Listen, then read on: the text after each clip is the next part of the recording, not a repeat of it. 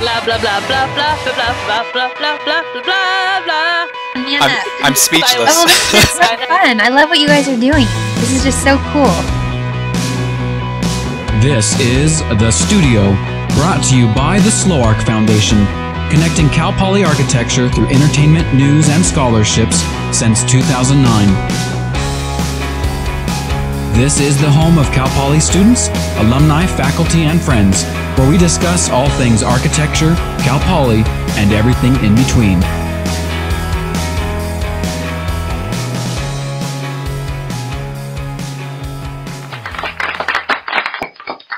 Okay, and you can hear me?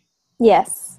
Good. So, you are not in San Luis Obispo. You have made the big leap into the real world. Correct. How does it feel? It feels really exciting, and it was kind of scary at first, but everything's really falling into place, and I love my new little setup now and my new job, and yeah, it's been really fun to get used to everything. Very cool. And just in time for the Studio 127. It would have been a shame if we'd recorded 127 and you were homeless. Yes. I don't know what we would have done. So, yeah. And you have Wi-Fi. You have internet connection. I do. Yeah, it took us like a week to get it, but oh finally. My gosh. How do you survive for a week without Wi-Fi? I don't know how we did it, but we managed. Your cell phone data bill must have been like off the charts. It wasn't too bad. I was being sparing. Frugal. So you're working for a firm now. You're like a big time architect intern person. Yeah, I'm a junior designer technically at NVE and Partners in Irvine. NVE. N. N as in Nancy. No, M as in M. The before N. M as in monkey. Yes, monkey. What? Couldn't think of it.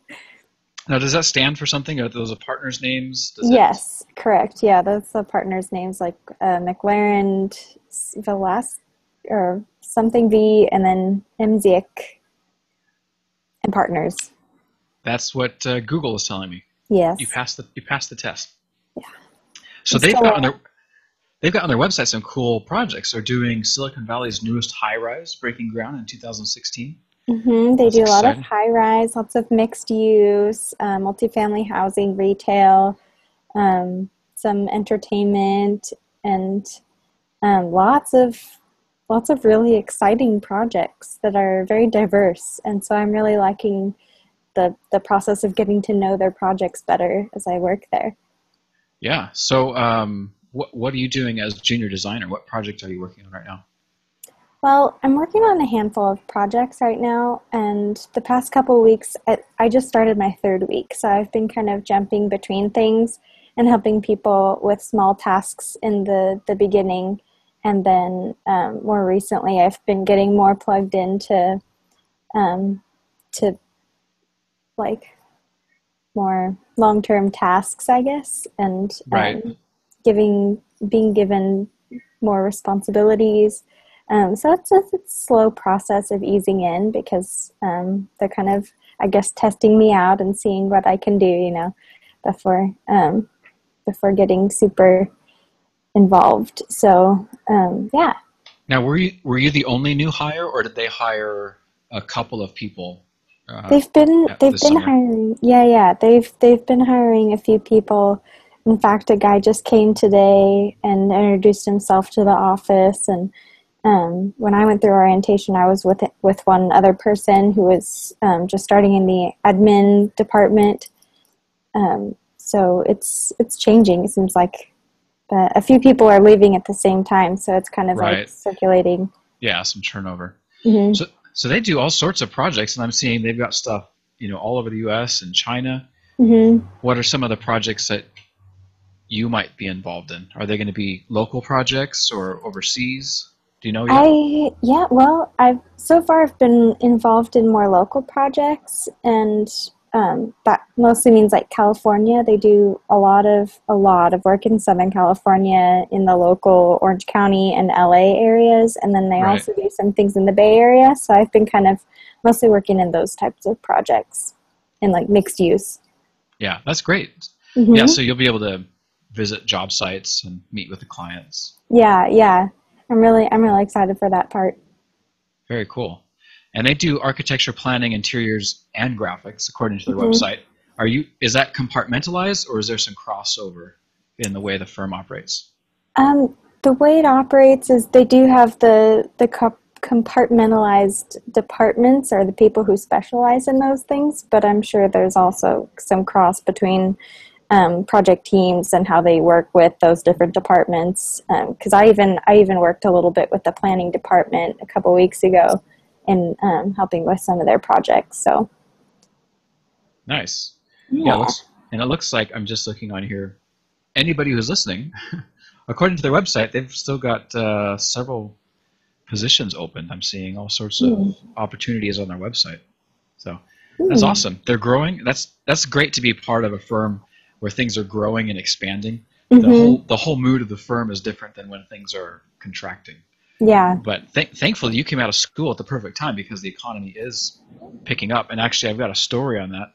We'll talk about it a little bit later. But things are doing well. I'm glad. Good. So I know your long-term dream is you want to be an Imagineer, work with Disney, build Disneyland Sacramento or something like that. Sure. But this seems like a good first job right out of school. Oh yeah, I'm so lucky.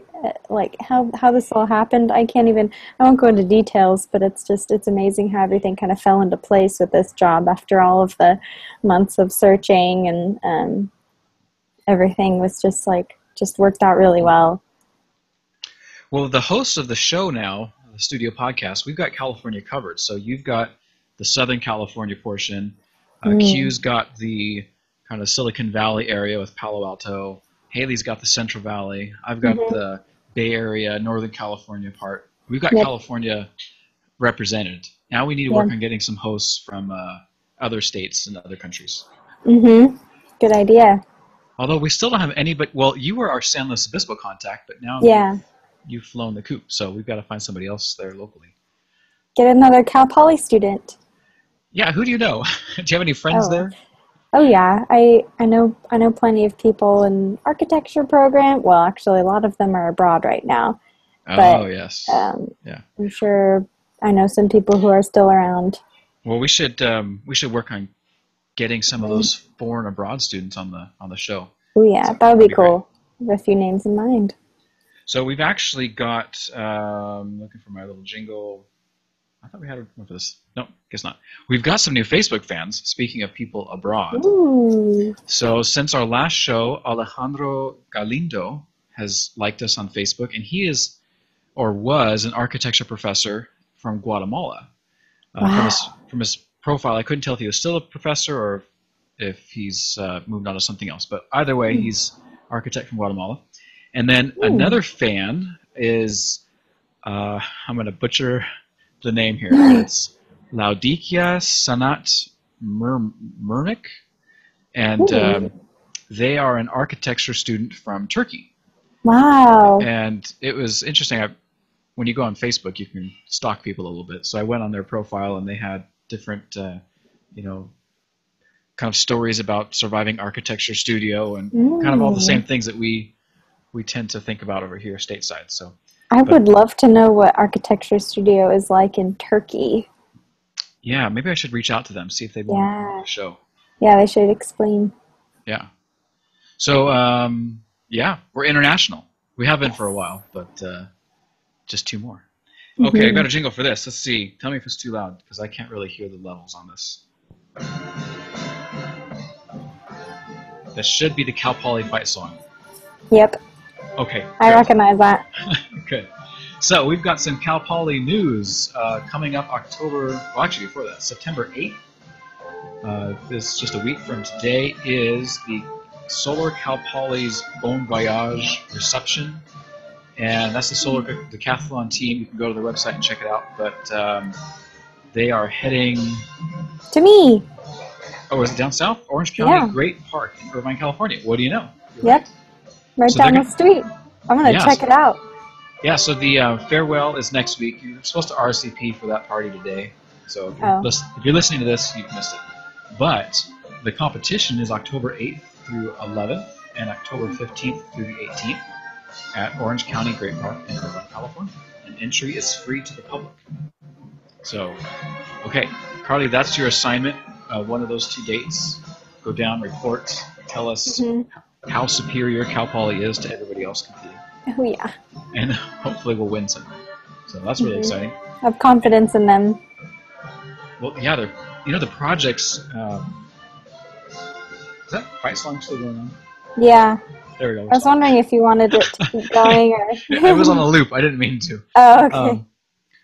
Yeah, the Solar Decathlon projects have just gotten better year over year. It's really been exciting to see. And then also the technology and just resources have improved. Yes. And then coming up, let's see, in about 2 weeks, on Sunday the 13th through Sunday the 20th of September is the Week of Welcome. Wow. And many, many years ago, Haley and I met you, Carly, there at WOW. And now that's been, 6 years ago? Oh, yeah. Wait, no. Yes? Really? No, it's been 5 years ago. Yeah. Because you 2010, is that when you started? Yes. Year? Yeah. Yeah. 5 years ago. I'm not that old. And then, let's see, 21st of September, classes start. And then October 23rd and 24th is Parents and Families Weekend. I'm not a parent or a family member of a student, so I won't be going. But lots of fun stuff happening. Oh, yeah. So that is the Cal Poly news. Not a whole lot going on just because school hasn't started yet.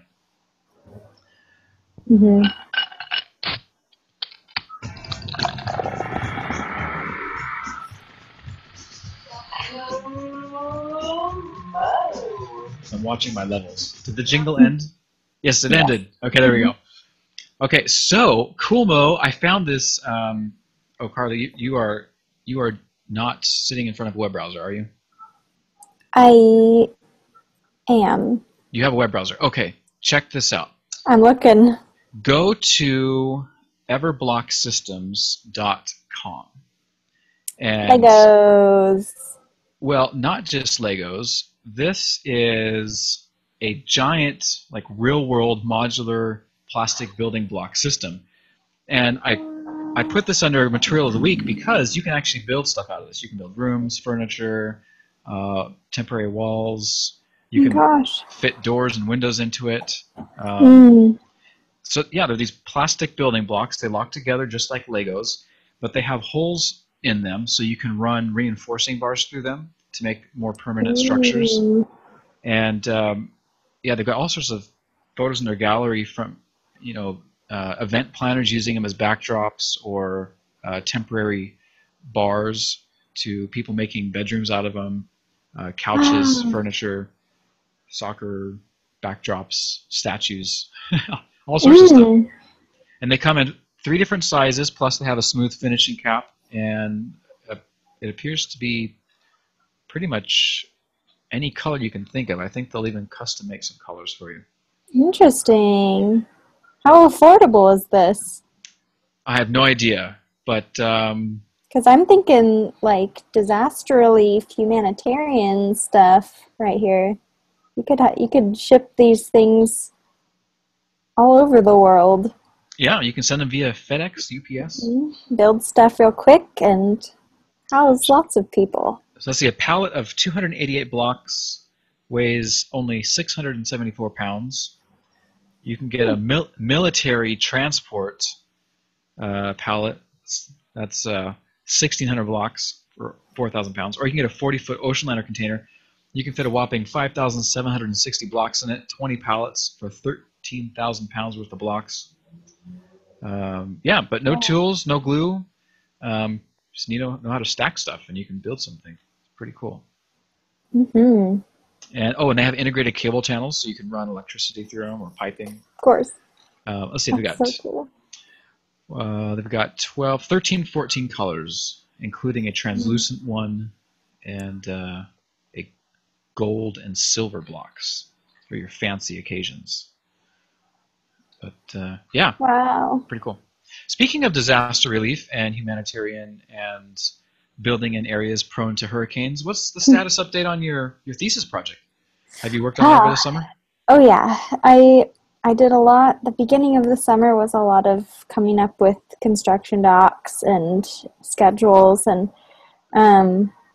long story short, there was a bit of a roadblock with the seawall that was proposed that nobody knew about on my team, and we had to just take it as a challenge and deal with what was given to us. And we actually were able to still carry through with the project, but since the seawall cuts through my site, it wouldn't allow us to build my entire design. So instead, yeah, I know. So my building as I designed it is not going to be built, but the existing structure that is already on the site, they're going to take that, rehab that building, and use elements from my design and make it still a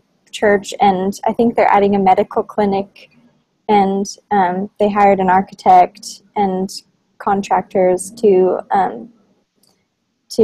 do that. And so they're still building, they're still using the site, and as long as my vision to help people and to provide for the community is upheld, I'm completely happy with it. Even if my design is not completely built as I made it, I'm just happy that they're moving forward despite the whole seawall cutting through my site. So that's the latest, and last I heard they're like in construction, so we'll see when more pictures roll in. Yeah, whenever you get pictures, I'd love to see them if I could speak. Oh yeah, I'll forward you any like blog posts or anything I see. Yeah, well, unfortunately, that's the real kind of situation of architecture. Things don't always translate from design through construction. Yeah, especially abroad in places where you can't really control government kind of situations. So, well, even here in the United States, like I've done the last, I guess, 2 years now, I've done a presentation at my son's school. They have career days, and I go in and I teach like 3 or 4 classes on architecture, and I give the students kind of an overview of what architecture is about. And one of the projects I show them, or one of the things I try to leave them with, the impressions about architecture, is you have to be flexible, and you have to respond. You have to respond to change and unexpected events. And so I share with them this project I worked on in the Bay Area, where the design and the finished product were completely different. I mean, the function was the same. It was residential. But the project we initially submitted to the planning department, and then even the project we got approved by the planning department, ended up not being the final project for a whole host of reasons. So, it happens. But a seawall, my goodness, a seawall. Yeah, that was really unexpected. I think it was something that not very many people knew about, and just kind of got brought up in a meeting at some point, and the guy that was on my team heard about it, and so at least they were able to find that out before they signed any papers or paid the big bucks. So I'm glad that everything kind of got figured out in the right timing. So they were in the process of purchasing the site. Is that what it was? And then they're in the process of getting bids and signing with like engineer or architect or somebody who was going to complete my project.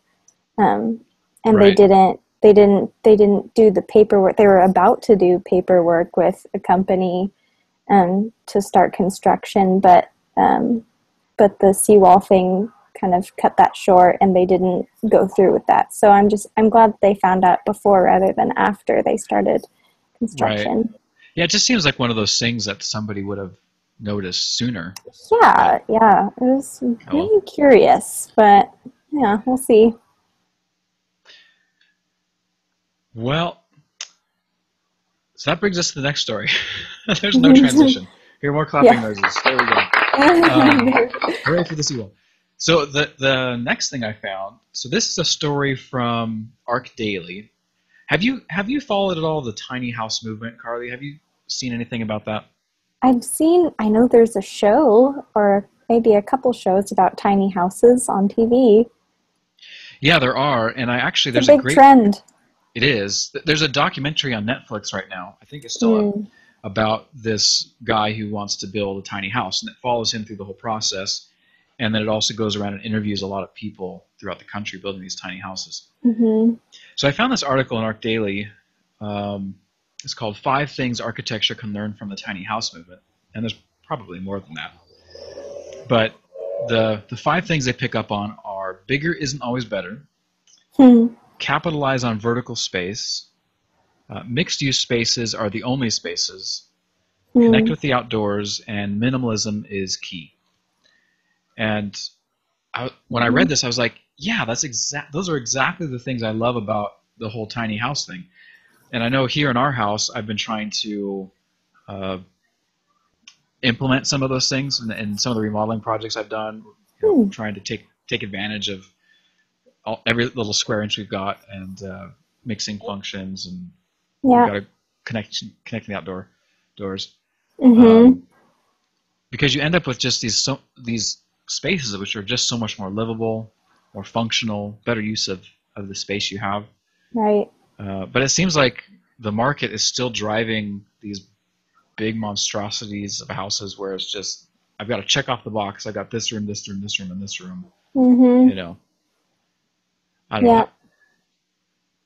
From your point of view, Carly, what's wrong with housing in the United States these days? Where do I start? Or what's good? I don't know. What's good? What's bad? Let's talk housing. You hit the point that you just brought up about bringing the outside or inside out and utilizing the outdoor space. I think that's really important, especially in temperate California for the most part.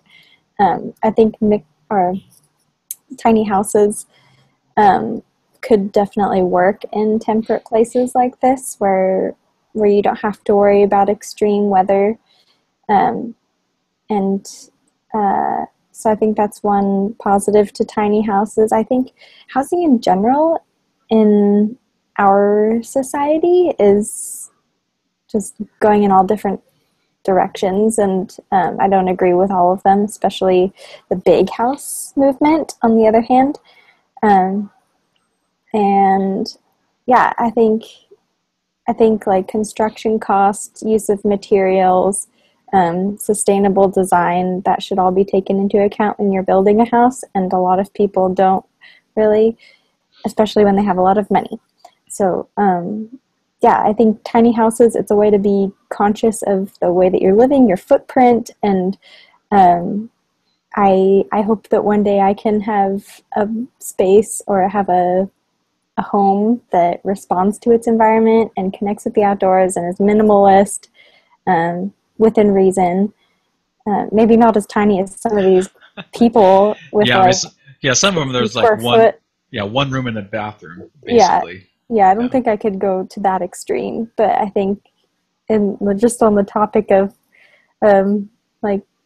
living in a small footprint, I think that can be something that many people can take away from this. It's interesting. So I live out in a little community called Rockland, which is northeast of Sacramento. It's a little bedroom community. And in fact, the house I live in right now is part of a larger development. And back in the late 90s, 98, 99, 2000, most of the city was built out. Just there were a couple of big home builders just built hundreds and hundreds of homes. And they actually did a fairly decent job. There's not a whole lot of repetition. It doesn't look like they just put the 3 same house models all over the place. I cannot stand that. Yeah, and they did some nice things where they have some pretty good planning of the street layouts, and there's some really nice cul-de-sacs with progression of different housing and lot sizes, so you have a more diverse community as opposed to everybody's in the same size. But I mean, that was late '90s, you know, and I kind of hoped we moved beyond that, especially after the recession and everything. But now things are picking back up again, and there's all this empty land, and the demand is picked back up again, and so there's 3 or 4 big home builders that have moved back into Rockland, and they're building houses like crazy. And I was driving through one of these subdivisions with my wife the other day, and it's the exact same thing. The little 5-foot side yard, you know, just the house pushed to the max, and no thought or consideration at all for orientation to the sun. I mean, our house is not designed for the orientation it was placed on, you know. And it's like, I know it's so easy to demonize developers, and I work with a lot of developers, but you go for that, just the quick buck, the easy profit margin calculation, zero design costs, just get a plan and, you know, slap it down. Yeah. And we keep doing this. I know there's, like in the Bay Area, there's no land really, and so kind of these big developments are a thing of the past. But you get here to the Sacramento area, down outskirts of San Jose, Central Valley. Oh yeah. There's still a lot of areas in Southern California where it's just, you know, you find 30 acres and you drop down 100 homes, and they're all. I mean, it just drives me nuts. Yeah, it makes me sad. They're like, even in my hometown, my family 12 years ago bought a house way out in the country, and nowadays it's not really out in the country anymore because the developments have spread out so far from the city that now my house, my old country house, not old, but my house out in the middle of nowhere is now in the middle of the suburbs because of sprawl and because of all these new developments with cookie cutter houses spreading like wildfire. And the thing that's crazy, like I was just saying, I hope we'd learned something from 98, 99. But this has been going on since the 40s and 50s. Like after World War II, LA, the whole urban sprawl that happened down there, and we've seen all the problems that have come out of that. I took so many classes at Cal Poly about it, you know. Yeah. And it's been 60 plus years, and we're still doing the exact same nonsense. It's like, where's the change? What's wrong here? Definitely something that I feel a lot of passion about, mitigating that, or having a hand in higher density housing, or just, I don't know, anything we can do. I think the real issue is, you were saying, you know, people with big money, lots of money that build big houses, but it's also developers who are really driving all this, and these big home building corporations. I think, you know, in general, like any architect who gets the opportunity to build 1 or 2 houses is going to try to implement good design and such. But once you get into these big developments where there's not a whole lot of thought put into design, I mean, and I don't know how you get that change to happen there. If just as architects we need to start applying to work for housing developers more, or maybe we just need to get rich and develop our own projects. Yeah. If you want to make the money and house a lot of people, build condos. Don't build a bunch of giant, like, I don't know. Well, it's the big housing tracts, the big housing development things. Yeah. Too much land. But I mean, here in Rockland, though, like if you built a bunch of condos, well, I mean, part of it's supply and demand, right? So there's 4 big home builders building like crazy here in Rockland. So if one of them said, hey, do you know what, we're going to try to go for higher density, we're going to build some condo buildings, you know, is there a demand for it? Is everyone going to go buy the single family detached house with the 5-foot side yard and the 10-foot backyard? Depends on location too. So maybe it's a combination of developers versus a cultural shift that needs to happen to where people, I don't know, because like in Europe, so I was in Spain several years ago, I lived there, and it was traditionally in Spain, like most European cities, everyone lives high density, really dense, either row houses or big 13-story housing blocks. But there was kind of this American shift that was happening where they started to build out a bunch of suburbs, and everyone was so excited to go move out into the suburbs. So like they're 50 years behind us. Yeah. And I wonder if that, how do you get people back? Yeah, I know. That's funny how it's like a novelty in other cultures. Yeah, have you been, I don't know if you listen to the radio all that much, but over here I've been hearing these commercials about walkable cities by like some organization of city planners. Have you heard commercials like that? I haven't, no, but I like that. I like the idea. Let me see. Yeah, I'm trying to remember who's running the ads, but there's something along the lines of, it's a short little 30-second radio spot, and they're talking about how, this world where you can walk to work, you can walk to your market, you can walk to get coffee, and then, call up your local planning department and find out how you can get involved to make your city more walkable. Right? That's basically what the pitch is. I'm in. Yeah. I mean, who wouldn't be? Had me. I spend so much time in my car. It's ridiculous.